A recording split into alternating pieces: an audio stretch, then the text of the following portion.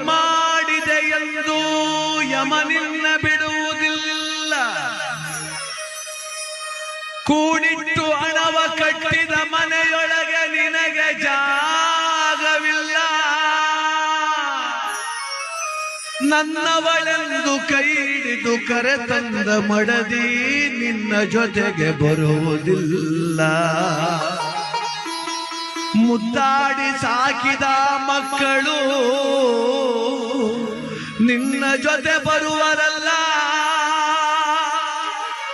ಪಟ್ಟೆ ಪೀತಾಂಬರ ವಸ್ತ್ರಗಳು ಪೆಟ್ಟಿಗೆಯಲ್ಲಿ ಕೂಡಿಟ್ಟವಲ್ಲ.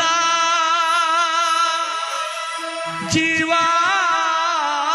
ನೀನೋಗುವಾಗ ನಿನ್ನವರ ಕಣ್ಣೀರೊಂದೇ ನೀ ಕಾಣಬೇಕಲ್ಲ.